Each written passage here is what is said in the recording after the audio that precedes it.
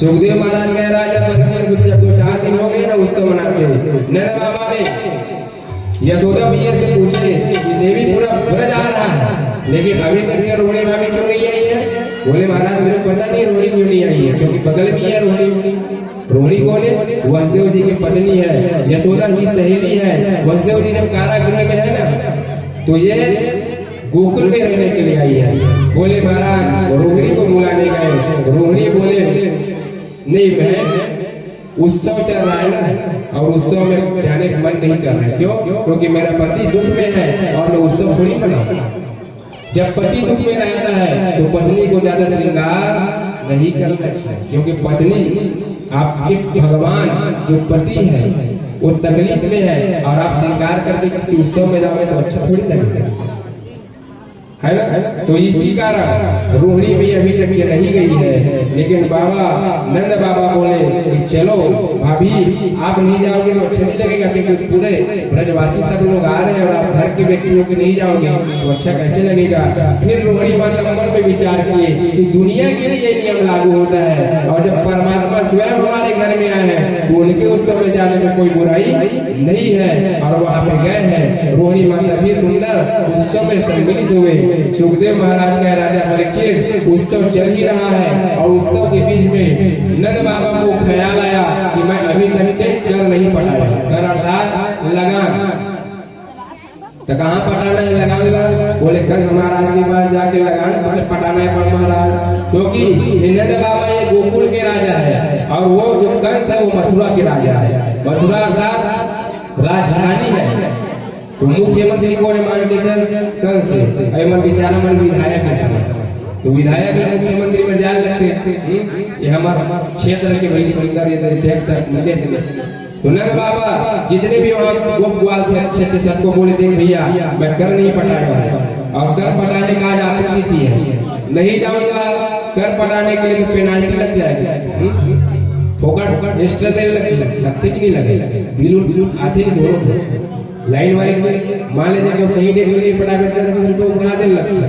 तो बोले एक काम करो लाला तुम लोग उत्सव मत मनाओ बेटा, मैं कंस के पास जाता हूँ और कर पटा के जल्दी आता हूँ। ये बोल के नंद बाबा वहाँ से निकले और जैसे निकले महाराज कंस महाराज जी के पास जाकर सुंदर मस्त थाली में मिठाई इत्यादि सब रखे हुए, दूध दही मदर ये सब रखे हुए और नंद बाबा जी को जाके नंद बाबा जी कंस के पास जाके कर पटाए और बोले महाराज जी हमारे घर में लाला भयो है, उनकी खुशी के लिए उनकी खुशी में हम आपको मिठाई खिलाने के लिए आए। जैसे मिठाई खाया कंस पूछे महाराज कब हुआ आपका लाला? बताए महाराज अभी तो हुआ बस 2-4 दिन हुआ है। कंस महाराज के दिमाग ठनका कहीं यही तो नहीं जो वो जगदम्बा आकाश में उड़ी थी योग महामाया ब्रज में तुम्हारे मारण हार जन्म ले चुका है ये बताई थी, इनकी ही हम नहीं आ गए। नंद बाबा वहां से कर पटा के निकले। मार्ग में वसुदेव जी मिला। क्यों? क्योंकि कंस महाराज जैसे उस जगदम्बा का दर्शन किए तो जान गए कि मेरा महाराज ब्रज में कहीं जन्म ले लिया तो वसुदेव जी को बंदी बना के रखना ठीक नहीं। तो कुछ समय के लिए वसुदेव जी को छोड़ दिए हैं और जब वही वसुदेव जी छूटे हुए हैं नंद बाबा के कर पर आके आ रहे हैं तो भेंट हुई दोनों और दोनों मित्र हैं। वसुदेव जी जब नंद बाबा को देखे तो राम राम बोले, नंद बाबा भी वसुदेव जी को राम राम बोले और बोले महाराज कैसे हो। दोनों मित्र अपने सुख दुख की चर्चा की।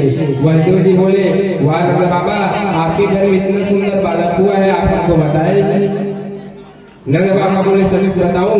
वसुदेव जी मेरे बताने का है ना, आपको मैं अपने एक लालच की खुशी के बारे में बताऊं हिम्मत ही नहीं क्यों, क्योंकि मैं जब सुना अहोते हो देवकी पुत्रा कंसेन परमोहना एक वशिष्ठ वरजा कन्या शापी दिवंगता। जब मैं सुना दुष्ट कंस ने आपके बच्चे को पटक पटक के मार दिया और आपके जब दुख को सुना महाराज तो मैं अपने एक लाला के सुख के बारे में आपको कैसे बताऊं। देख ये है मित्र, अपने सुख को छुपा रहा है और अपने मित्र के मन को हल्का कर रहा है। और देखो यहाँ पे क्या बात है, वसुदेव जी के हृदय में शोक है पुत्र मरण है ना, लेकिन नंद बाबा के पास क्या चर्चा कर रहे हैं, आनंद की चर्चा कर रहे हैं। और नंद बाबा के घर में आनंद है लेकिन अपने आनंद की चर्चा नहीं कर रहे, किसकी चर्चा कर रहे हैं, वसुदेव जी के शोक की चर्चा कर रहे हैं। मित्र ऐसे ही होना चाहिए। आपके आप किसी के साथ आपके किसी के साथ मित्रता है ना तो मित्र के जीवन में यदि दुख है चाहे वो कितना छोटा ही क्यों ना हो उसको बड़ा पहाड़ समझ के उसका निदान करना चाहिए। और आपका दुख कितना भी बड़ा पहाड़ जैसा क्यों ना हो लेकिन मित्र को आप मत बताओ। कहने का मतलब अपना दुख छुपाओ और मित्र के आनंद में आप भाग लो। ये सच्चे मित्रता की निशानी है। पुनः नंद बाबा वहां से निकले हैं। इधर कंस महाराज ने आपातकालीन बैठक बुलाई और जितने भी राक्षस थे सबको बैठाया। कंस महाराज बोले अरे हमारे महाराज में जन्म ले लिया है हमको पता चला, लेकिन कौन है किसके घर में इसको हम नहीं जानते, क्या किया जाए। एक सैनिक बोले महाराज हम आपको कुछ सुझाव दें। बोले सुझाव दे। तो एक सैनिक बोले महाराज हमने ये तय किया है कि 1 महीना के अंतर्गत ब्रजमंडल में जितने भी बालक जन्म लिए हैं सबको जाके मार देंगे और आने वाले 1 महीना तक के जितने भी बालक जन्म लेंगे उसको भी मार देंगे। दस महाराज तो वो तो ठीक है लेकिन तुमको घर में घुसने कौन देगा। पूतना भैया मैं जाऊँ घर उसके बाद पूतना लगी जगह महाराज के तुम्हारे पूतना की तोड़ दो भयंकर बोल दूसरा देखी और कैसे मारेगी। बोले भैया मैं अपने स्तन में काल को लगा के जाऊंगी और बालकों को स्तन पान कराती जाऊंगी और मारते जाऊंगी।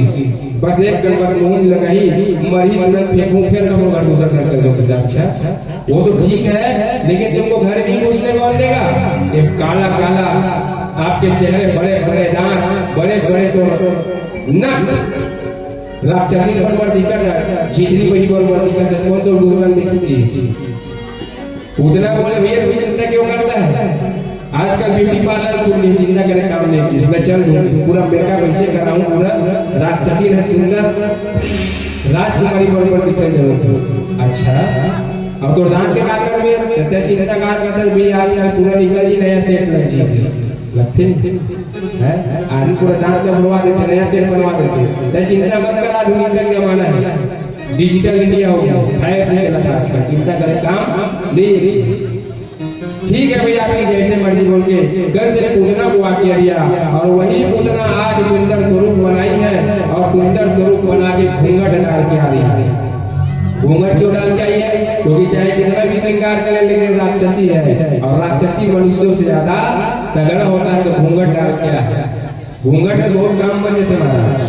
आप घूंघट के अंदर कौन कौन जाना चाहता जाने दे मंच में बैठे हो 5 घंटे तक के बैठने का था कभू का पढ़ते पढ़ने लगे थे नींद पढ़ते खुला बैठे तुरंत एक करूंगा दाई भाई मार सुंदर मस्त ज्यादा नींद रखे छूटा ऐसे नीचे करी अपन सोते हैं का सोता था कथा सोता है ना ना लइका मन घर के लाई थे लइका मन पर खाई खले न लाए गलो खावा हुआ थे घूंघट नीचे कर दे अपन चुपचाप तो घूंघट में बात कर देते क्या मतलब ये पूतना महाराज घूंघट लगा के आई है और जैसे पूतना आई वहां पे ब्रज में गोकुल में तो जितने गोपियां हैं सब जा रहे भैया को बधाई देने उसी ग्रुप में वही चली गई हुई भीड़ में एक कुछ नंद बाबा की सहयोगी से मैंने देखी ये कितना सुंदर दिख रही है, ये कहाँ से आई है, ये तो हमारे गांव की नहीं है। एक जगह तो लगा करना की हो सकती है सोलह कोनो बहनी हुई मैं मेरी फुफेरी चचेरी कोनो भी हो सकते भाई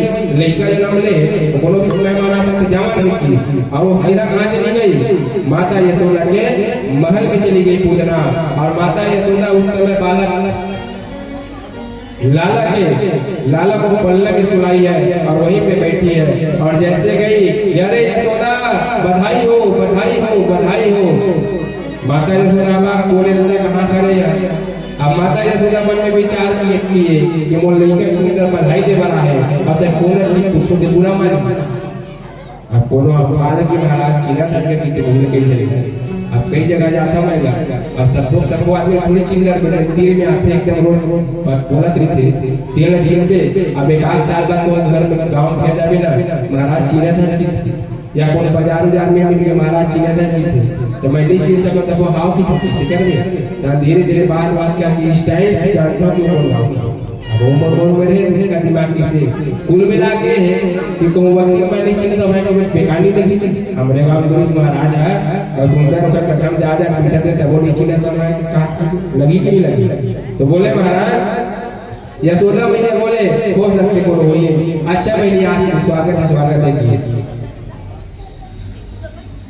तेरे लाला कहाँ है बोले तेरे लाला पलला में सोया हुआ है इतना सुंदर लाला है बोले बहुत सुंदर है बहन एक काम कर तू लाला के पास में रह मैं अतिथि सत्कार करने के लिए जा रही हूँ बोल के पूतना के हवाले करके माता यशोदा चली गई। अब वो कहा जाना बेचारी को बड़ी हुई समझा देखते वही लड़का भी सुनेगी जैसे वो गई पूतना कही कि इसी के दर्शन के लिए तो मैं आई हूँ तू जाओ अतिथि सेवा कर बोले महाराज यशोदा मैया वहां से चली गई और पूतना भगवान के पास आई और भगवान के पास जैसे अपना घूंघट हटाया और जैसे घूंघट उठाया तो भगवान उसको देख रहे थे भगवान पूतना जैसे घूंघट उठाई भगवान का नेत्र बंद भगवान अपना नेत्र बंद कर दिया।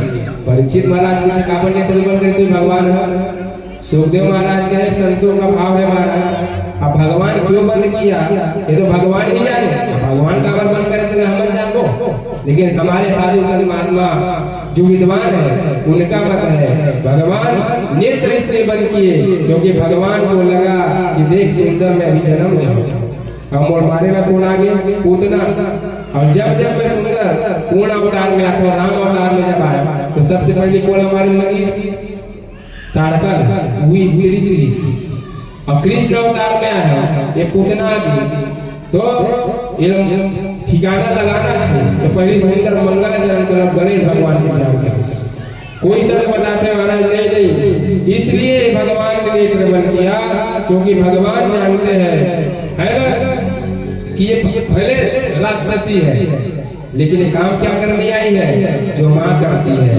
माँ क्या करती है अपने बच्चों को स्तनपान कराती है ये भले राक्षसी है स्तनों में काल को विष लगा के आई है लेकिन मुझे दूध पान तो कराएगी ना तो ऐसे पूतना को कौन सा गति दूं ये सोचने के लिए भगवान ने नेत्र बंद किया।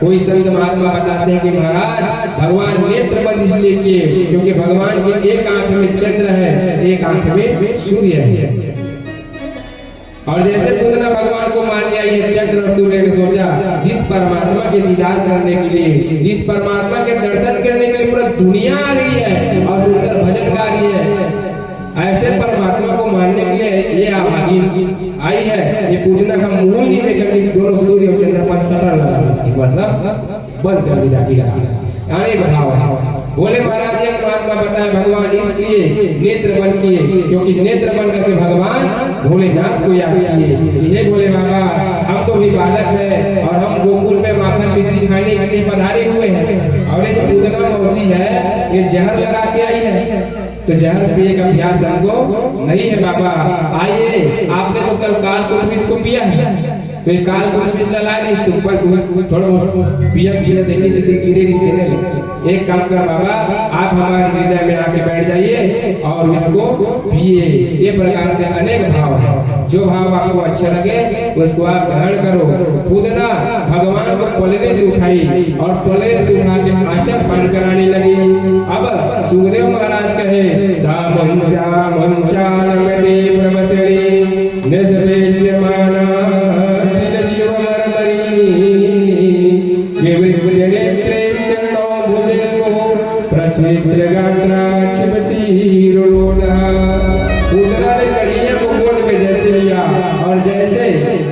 जहर लगा हुआ स्तन भगवान के मुंह में दिया। भगवान बड़े प्रेम से पहले उसका दुग्ध पान किया। दुग्ध पान करने के बाद सुंदर काल विष का पान किया और उनके पश्चात महाराज सुखदेव कहे पूतना के प्राणों को आकर्षण किया, पूतना के प्राणों को पीना प्रारंभ किया। और जैसे प्राणों को पीना प्रारंभ किया महाराज, पूतना घबराई और छोड़ लाला छोड़ लाला छोड़ लाला कहकर चिल्लाने लगी। कहा जब प्राण निकल रहे थे ना तो शरीर भारी लगे थे महाराज, बकासी में चल रहे कुल मिला के। तो पूजना का लोग पगला गए एकदम, छोड़ छोड़ छोड़ पसीना पसीना हो गया, थर्रा के। भगवान के देव 5 दिन के लिए क्या बोल रहे, 7 दिन के लिए क्या, 7वां दिन पूजना 7 दिन के लिए क्या बोल रहे, मौसी जी एक तो मैं पकड़ा नहीं और ये पकड़ लेते छोड़ो नहीं, हमको सिर्फ पकड़ने आता है, छोड़ना नहीं आता। आप तो ठिकाने लगा के छोड़ेंगे।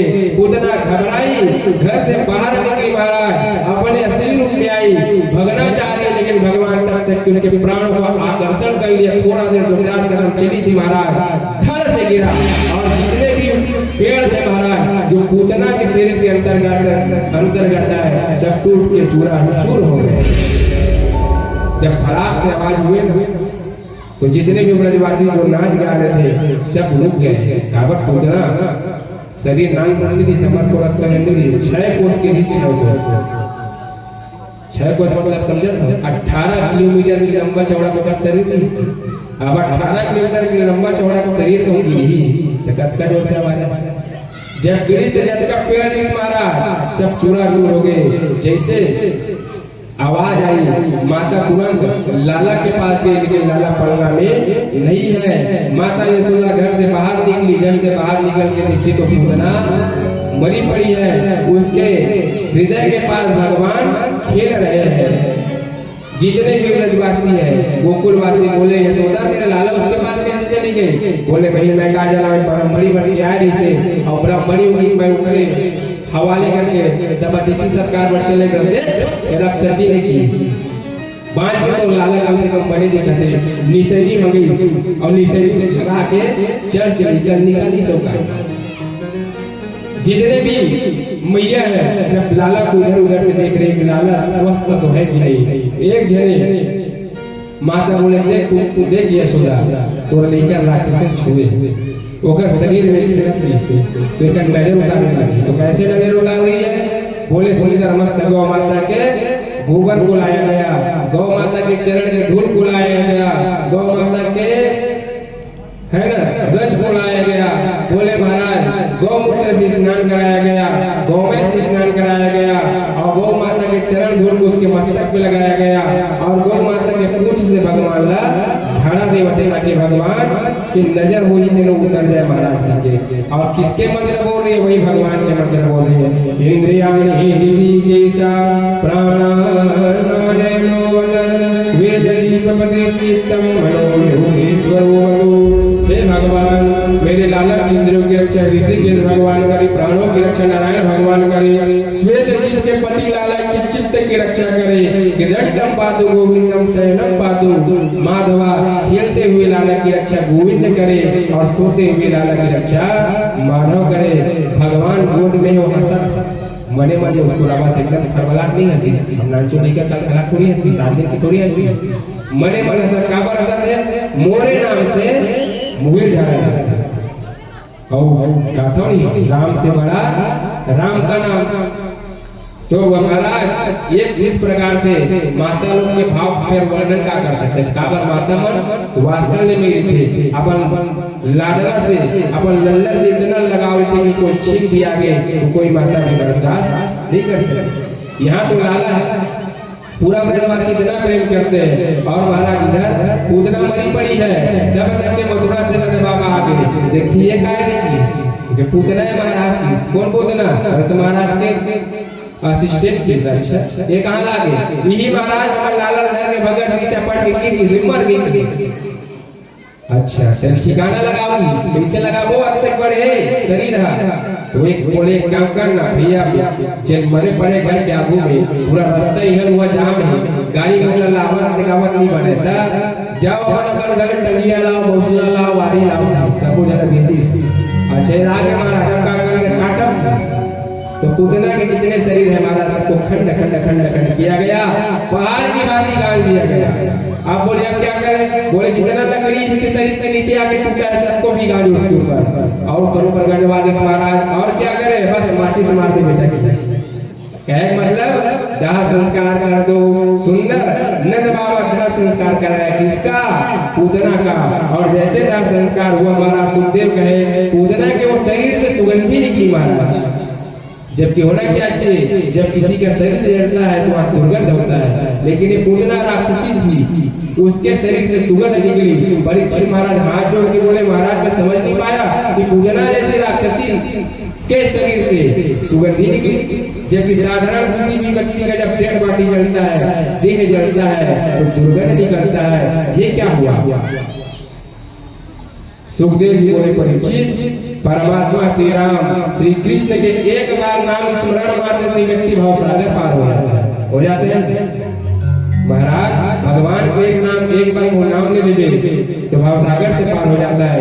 मन में विचार कर वो पूतना भले राक्षसी थी भगवान को भले मारने के लिए आई थी लेकिन उस पूतना के हृदय में भगवान कम से कम 20 मिनट तक की चिपक गई उनके स्तनों का पान किया और महाराज क्या उसकी शरीर से भी दुर्गंध आ सकती है सुगंधी इसलिए निकली और सुगंधी निकली है आश्चर्य की बात नहीं है महाराज। आश्चर्य की बात तो ये है कि जो पूतना को जो गति मिला है कौन सी गति मिला है मालूम बोले महाराज जो गति माता यशोदा माता देवकी को आज से 100 वर्ष बाद मिलने वाली है वो गति आज पूतना को भगवान ने दे दी है।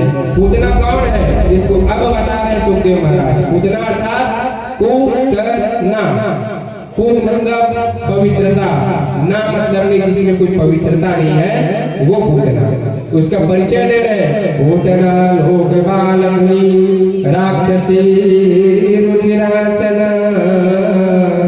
जिज्ञासया विहरे सनमत्वाप्य सर्गति नाम ही कितना बुरा है पूतना जेकर पूत नहीं है अर्थात लोग लेकर सुख का देते रहो तो ठीक है महाराज।